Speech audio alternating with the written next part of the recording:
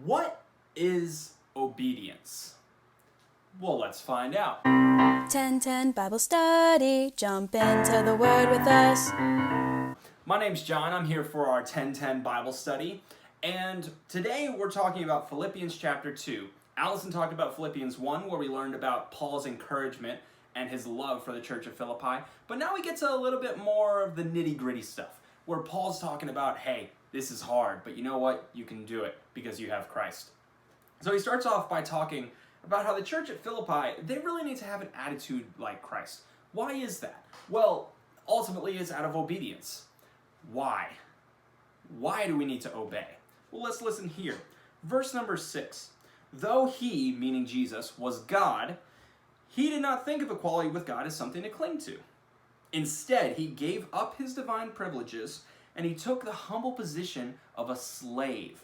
Verse number 8. He humbled himself in obedience to God and died a criminal's death on the cross. Jesus wasn't a criminal. He was perfect. Yet he still died that death because he knew that it would ultimately save us from eternal death so that we could then live with God forever in heaven. And so because of the way in which Jesus humbled himself to then be obedient to God, that obedience then shows us, okay, if Jesus, perfect human being, is willing to obey God, then we definitely should be willing to obey Jesus and obey God. That's obvious. And so Paul then talks about, hey, you know what? Your obedience actually serves as an example to the people around you. Your life devoted to God out of obedience is the greatest evangelism tool you could possibly use. Why?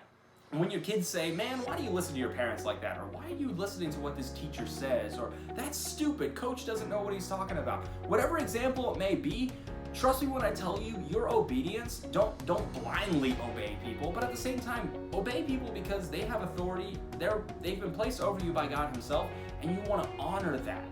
And that honor shows, hey, there's something different about me because I have Jesus. And I know that Jesus obeyed a bunch of people in the past that he definitely disagreed with. But he knew, hey, obeying these people ultimately serves as a better witness of why I follow God. So, for us, we do the exact same thing. It shines our light to this world. And a great example that Paul then uses, there are two gentlemen that he talks about to close this passage. The first is Timothy.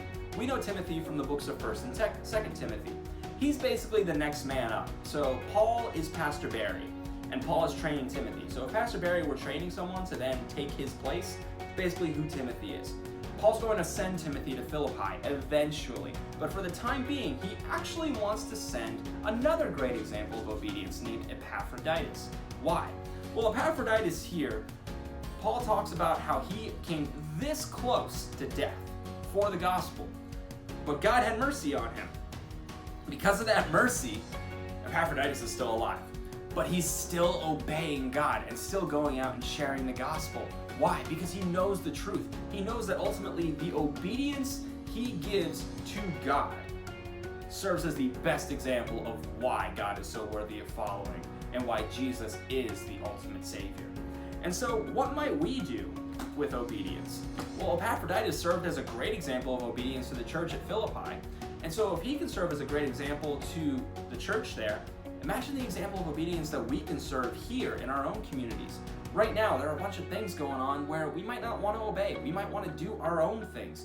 But obeying the things that are being told to us from our parents, the governor, teachers, administrators of school, coaches, whomever it may be, obeying these things only shows more how much we love God and how much we value him and what it's like to be a true Christian. So thank you guys for joining our 1010 study today. We hope you guys continue to watch, read Philippians 2, learn more about God, and we'll see you guys next time.